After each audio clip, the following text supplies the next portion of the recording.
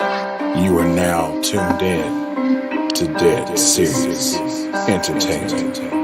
Please click like, subscribe, share, and ding the bell. Dead Serious Entertainment.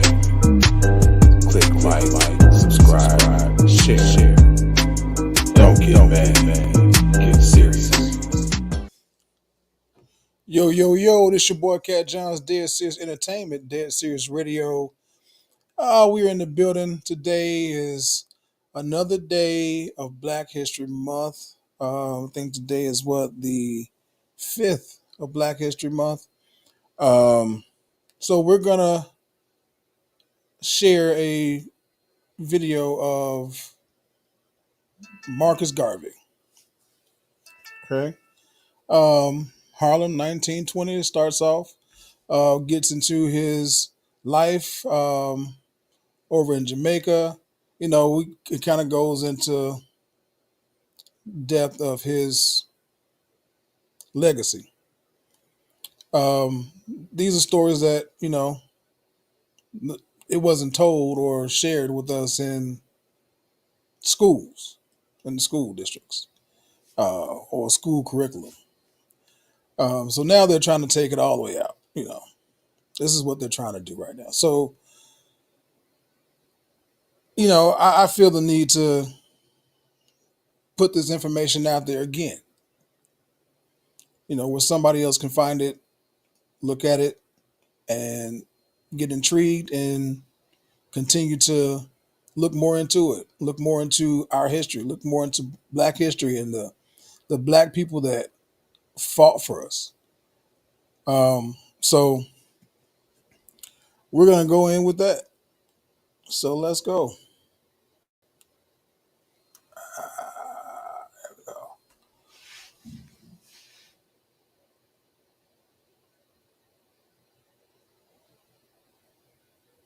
1920, but on this hot summer day in Harlem, something different is happening. 2,000 people from across the world have descended on New York City for what would become the largest black parade in American history.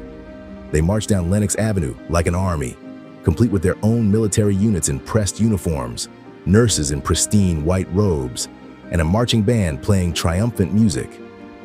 This wasn't just a parade. This was a display of power and sheer will from a people who've had enough. Every uniform group, from the nurses to the motor corps, represented a piece of what Marcus Garvey had built, a nation within a nation. And the man himself stood in the center of it all, dressed like an African general, leading what he called the Universal Negro Improvement Association. But just 6 years earlier, Marcus Garvey had arrived in America with very little money in his pocket and the utter bravery to pull off a wild idea. The idea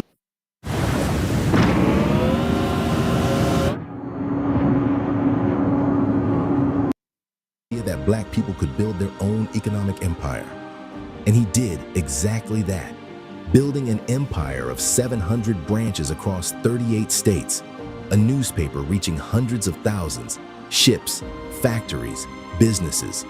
The pride of Africa for the Africans, those at home and those abroad. But he had enemies, powerful people that wanted him gone for trying to break the status quo. This is the story of how a humble stonemason's son built the largest mass movement in African American history, and why the most powerful nation on earth was determined to stop him.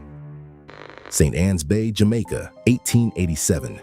Marcus Garvey was born into a world where the shadows of slavery were still looming large. His father was a stonemason, known throughout St. Ann's Bay for something unusual, a private library. It was rare for any man in Jamaica to have that, let alone a black man. His mother worked as a domestic servant and farmer like many black women of her time. By age 14, Marcus was apprenticed to his godfather, Alfred Burroughs, a master printer. This wasn't just a trade, it was an education in how words could move people to action. In Burroughs' print shop, young Marcus learned to set type, operate presses, and most importantly, craft messages that would resonate with readers. But Jamaica was about to teach him his first brutal lesson about power. The British Empire still controlled Jamaica with an iron grip. The system was simple. Black workers toiled for poverty wages while white colonizers lived in mansions. The message was clear: know your place, stay in your lane. Marcus saw this reality up close when he became involved in labor politics. In 1907, he helped organize a printer's strike in Kingston. The strike failed, but it taught him something crucial. The system wasn't just unfair, it was designed to be unfair. He wasn't satisfied with this reality, so he did something few others dared. He left. 1910, Costa Rica. Here, Marcus witnessed how colonialism wasn't just about flags and governments. It was about corporations too. The United Fruit Company was practically a government unto itself, a massive American corporation that controlled vast stretches of Central America through banana plantations. This company didn't just own the farms, they also owned the railroads, the ports, and even had enough power to topple governments that didn't cooperate. In their plantations, Marcus saw a system that looked suspiciously like slavery with a different name. Black and Caribbean workers lived in company shacks, bought food from company stores, and earned wages so low they could never escape their debt. They were worked until they broke, then discarded and replaced. For Marcus, this was his first glimpse at how freedom could be an illusion. The plantations might not have had whips and chains, but the system was designed to keep black workers trapped and powerless. 1912, London. Next, Marcus traveled to the heart of the British Empire, a city that controlled nearly a quarter of the world's population. London's grand buildings and wealthy streets were built with riches stripped from colonies in Africa, Asia, and the Caribbean. But Marcus wasn't there as a student or tourist.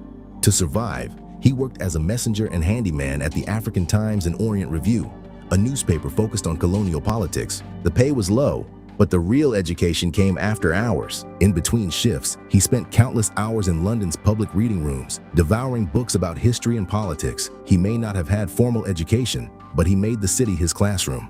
Through his work at the newspaper, he met African students and activists from various colonies who were studying at places like Birkbeck College.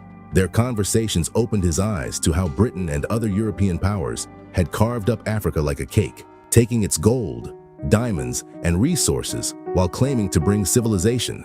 Each stop on his journey revealed the same pattern, whether it was fruit companies in Costa Rica, canal builders in Panama, or colonial officers in London. The system was designed to keep black people working for others but never building wealth for themselves. Then, in London's reading rooms, he found a book that would change everything. It was written by Booker T. Washington, the most famous black leader in America at the time. Washington had been born a slave and built Tuskegee Institute, a school that taught black Americans trades and skills. His message was simple: learn trades, work hard, and gradually earn respect from white society. I read up from slavery, Marcus later wrote, and then my doom, if I may so call it, of being a race leader dawned upon me. Where is the black man's government? Where is his king and his kingdom? Where is his president, his country, his men of big affairs? I could not find them. And then I declared, I will help to make them. But where Washington preached patience and gradual progress, Marcus saw the need for something more radical.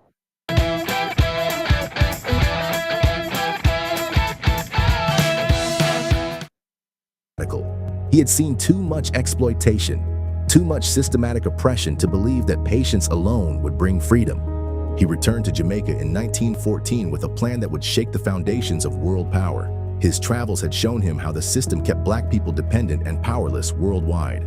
Now he was ready to build something new, an organization that would give black people the economic and political power they'd been denied for centuries. The Printer's Apprentice was about to become a prophet of black liberation. Marcus returned to Jamaica with big dreams, but almost no money. The island was still firmly under British control, and most black Jamaicans were trapped in a cycle of poverty, working on plantations or as servants for wages that barely kept them alive. His first attempt at change was modest. In a small Kingston meeting hall, he gathered just 13 people to form what he called the Universal Negro Improvement Association, or the UNIA. Their goal? To do what the British colonial system refused to do: educate black people and help them build businesses of their own. But Jamaica wasn't ready. The local elite, both black and white, saw Marcus as a troublemaker. His message of racial pride and economic independence frightened them. After a year of struggle and barely any growth, he made a bold decision. He would go to Harlem. But this wasn't just any neighborhood in New York City. Harlem in 1916 was becoming the unofficial capital of Black America. Hundreds of thousands of African Americans were fleeing north from Jim Crow terror in what historians would later call the Great Migration, the largest movement of Black people since slavery. These newcomers were packed into Harlem's tenements, often working back-breaking jobs for low wages. But something else was happening here too. Black-owned businesses were opening. Black artists and writers were finding their voice. Black political movements were growing. Marcus rented a small basement room and began holding meetings. His first audience? Just 17 people. But something happened when he spoke. Here was a man talking about Black pride, not as some distant dream, but as a birthright.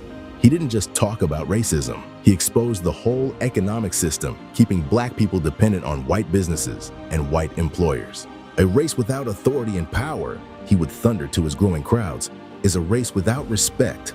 Word spread through Harlem's streets and tenements. The basement meetings grew from dozens to hundreds. Marcus knew he needed a bigger platform.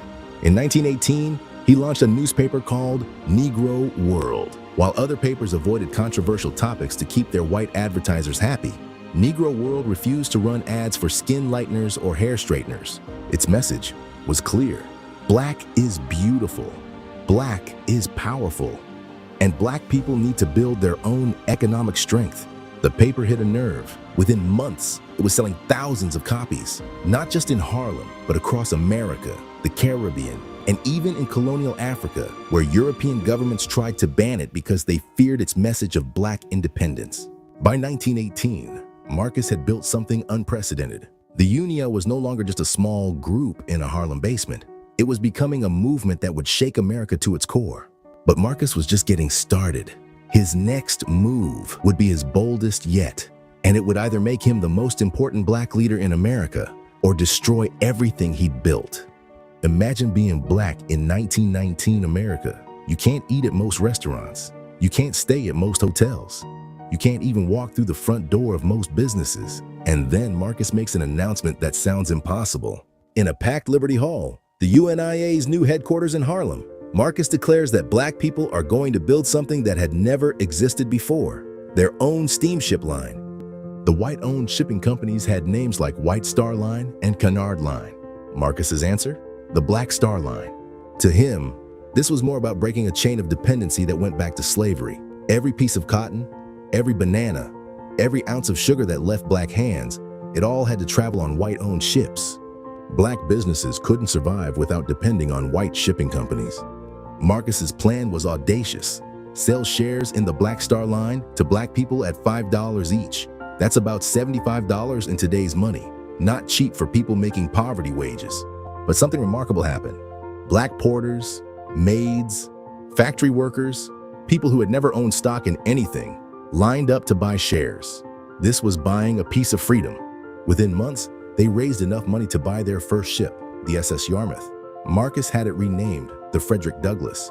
When it sailed into harbors across the Caribbean, thousands of Black people would crowd the docks just to see it.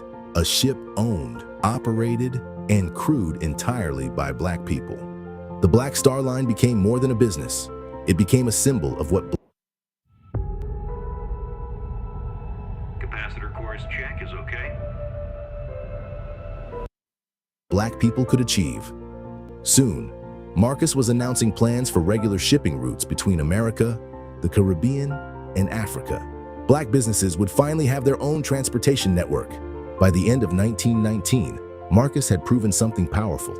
Black people could build their own institutions, run their own businesses, control their own destiny, but his greatest triumph was still to come.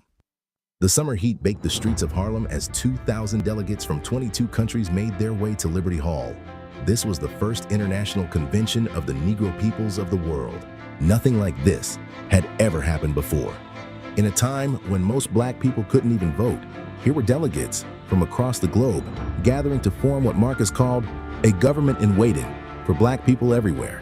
The convention looked more like a gathering of a nation than a protest movement. The African Legion marched in military formation, Black men in crisp uniforms who had fought in World War I, now serving as the security force of the UNIA.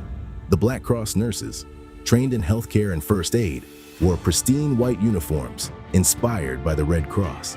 If white society wouldn't let Black people serve in their institutions, Marcus would build new ones. Then came a moment that would echo through history. Marcus unveiled a new flag, red, black, and green. The red for the blood shed by black people in their fight for freedom, the black for the race, the green for Africa's rich land. Today, you'll still see these colors at civil rights protests and in independence movements across Africa. You'll also see it in the banner for our channel, located right above the subscribe button. Maybe give it a click while you're looking around. The convention's most important moment came with the signing of the Declaration of Rights of the Negro Peoples of the World. Think of it as a Black Declaration of Independence. Years before the United Nations would declare human rights universal, this document demanded an end to racial discrimination, political independence for Africa, equal justice under law, and the right of Black people to control their own destiny. Not everyone in the Black community supported Marcus's vision. W.E.B. Du Bois was everything Marcus wasn't. Harvard educated, born in the North, respected by white society. As leader of the NAACP, Du Bois believed in integration and working within the system. The clash between these two men was a battle over the future of Black liberation. Du Bois called Marcus the most dangerous enemy of the Negro race. Marcus called Du Bois a tool of white supremacy. This divide between working within the system and building separate Black institutions would echo through civil rights movements for decades to come. Marcus's growing power hadn't gone unnoticed. J. Edgar Hoover, head of what would become the FBI, saw the movement as a threat to America itself. After World War I, Hoover was obsessed with what he called radical Negro activities. One FBI agent reported that Garvey was, without doubt, one of the worst inciters in the United States today among the Negroes, who, I believe, would do almost anything for him. The government was terrified that millions of Black people were following a leader who preached complete independence from white society. Hoover built an unprecedented operation to destroy Marcus. His agency created a special investigation section just for Negro agitation. They hired their first Black agents specifically to infiltrate the UNIA. Any Black person who spoke out against racial injustice became a target for surveillance. In Hoover's own words, they needed to find some way to stop Marcus before he awakened Black Americans to their own power.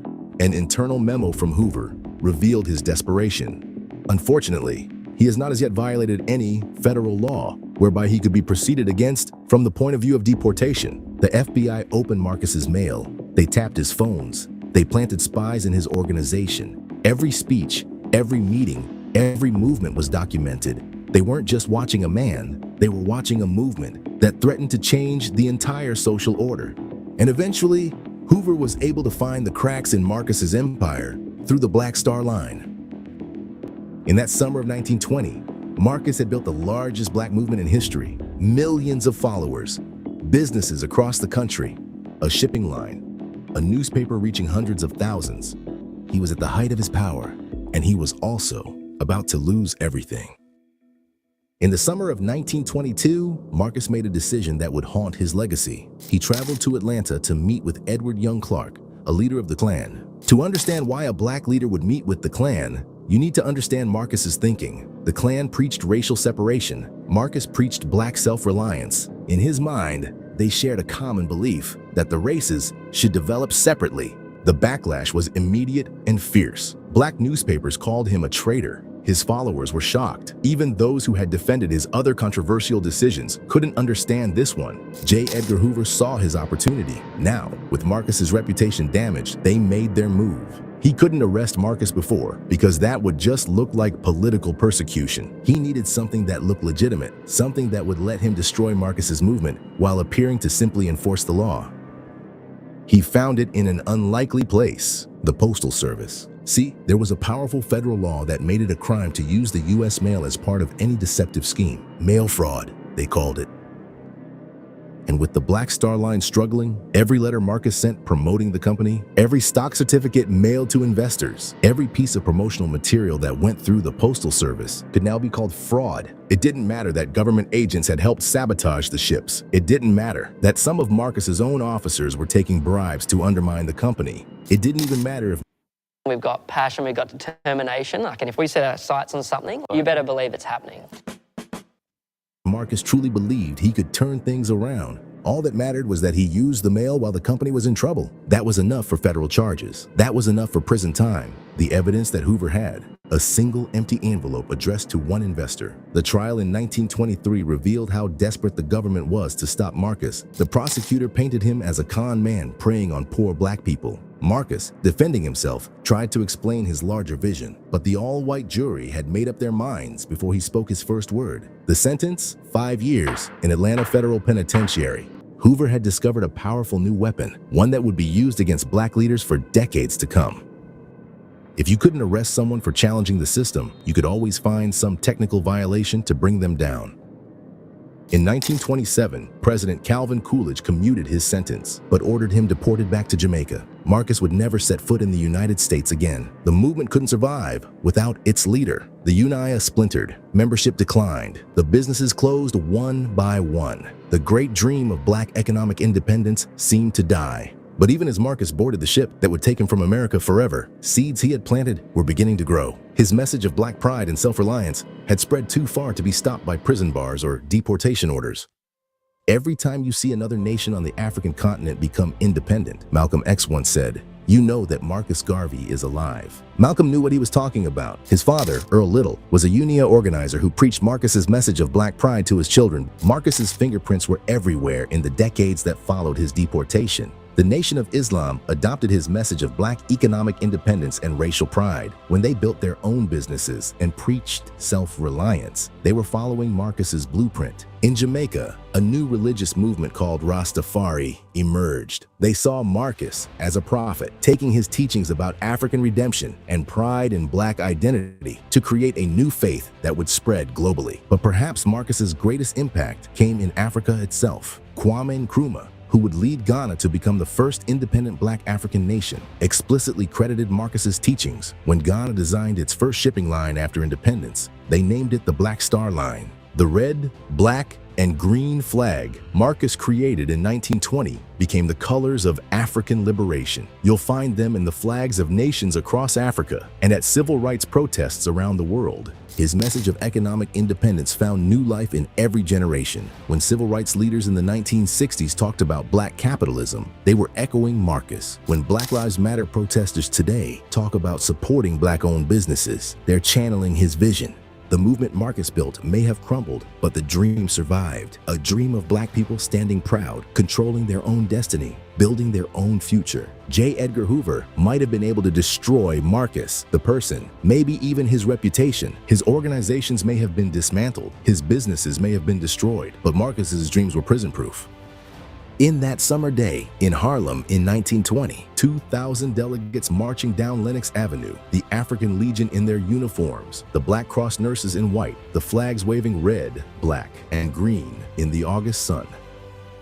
Look for me in a world when I was calm. Look for you out great. I shall come back with countless millions of black men and women who have died in America, those who have died in the West Indies, and those who have died in Africa to aid you in the fight for liberty, freedom, and life.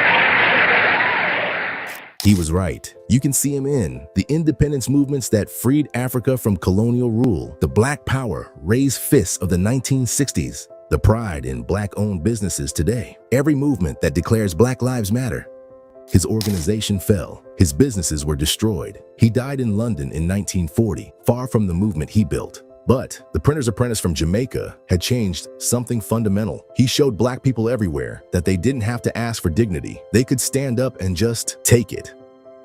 Remember how this story began? A young man with very little money in his pocket and an idea that seemed impossible. That black people could build their own future, control their own destiny, stand proud in their own skin.